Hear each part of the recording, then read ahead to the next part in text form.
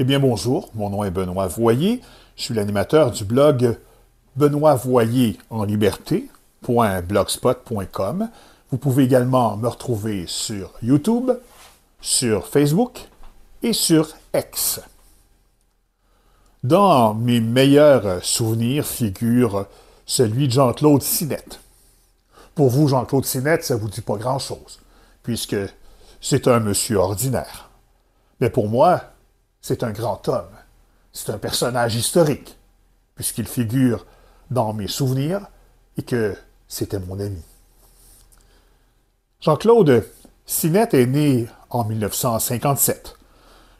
Dans ma tête, il ne sera jamais mort. À chaque jour, je me rappelle son combat pour la justice et de plusieurs de ses petits secrets. Il n'a jamais lésiné au chapitre des droits et des devoirs. Il y a quelques années, insatisfait de la protection syndicale au sein de l'usine de meubles où il travaille sur le boulevard industriel à Granby, il prend en main le dossier syndical en catimini sans se laisser décourager par ses collègues. Il rencontre une autre centrale syndicale et lui procure son accréditation et réussit à convaincre les employés de changer d'association. Pendant quelques années, Jean-Claude Sinette veille aux droits des 92 employés de son entreprise. Même dans sa maladie, il reste en poste. Peu de temps après son entrée en fonction, il démarre une longue négociation avec l'employeur. Il fait grimper considérablement les salaires et fait augmenter les droits des travailleurs. À l'image de Michel Chartrand, un homme pour qui il a une profonde admiration, rien ne l'arrête. Lorsque ses patrons font acte d'injustice, il monte le ton et fait de sainte colère.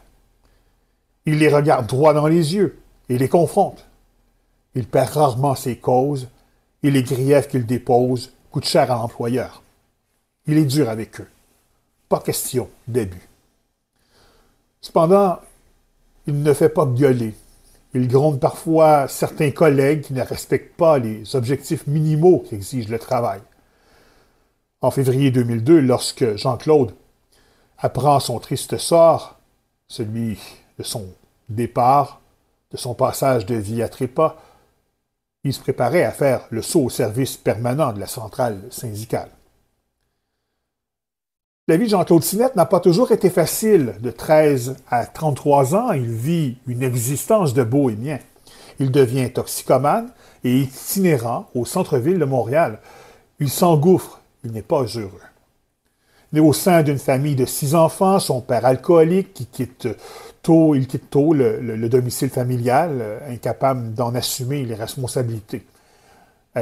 Assisté social, avec une marmaille à s'occuper, sa mère doit se battre pour joindre les deux bouts.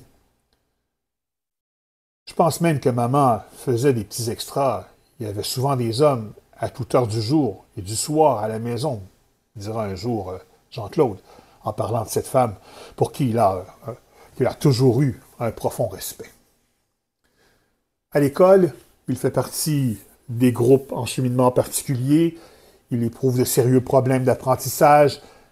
Il laisse le monde scolaire au début de l'adolescence. Un peu avant de mourir, il m'a confié un jour de mes 16 ans, je suis arrivé à la maison et mes bagages étaient dans des sacs verts sur le trottoir. Ma mère m'a mis dehors. Elle disait souvent, « Toi, tu ressembles à ton père, et ton père, c'est un pourri. » C'est sa sœur qui lui ouvre sa porte. Il va habiter chez elle. Il se trouve quelques petits boulots, mais la coke et l'alcool coûtent cher. À 19 ans, débute sa vie d'itinérance sur la rue Saint-Laurent, à Montréal. À 33 ans, il rencontrera le frère trinitaire Roger Harvey. Sa vie changera du tout au tout. Je vous en reparlerai. D'ici là, vous pouvez lire l'article complet que j'ai écrit à son sujet en visitant mon blog www.benoitvoyer.liberté.blogspot.com. Un peu comme on lance un ballon sombre, je t'envoie des nouvelles de l'autre monde. neuf ici, tout va pour le mal, ça frôle la guerre mondiale. La planète est à Dieu et à cran, et comme les gens seront toujours les gens, ce qui se rapproche le plus de l'infini, ça reste l'humanité et l'étendue de sa connerie. Tout est plus triste depuis que tu es parti, mon ami. Tout est plus triste depuis que tu es parti, mon ami. Wow! Un peu comme on lance un ballon sombre, je t'envoie des nouvelles de l'autre monde.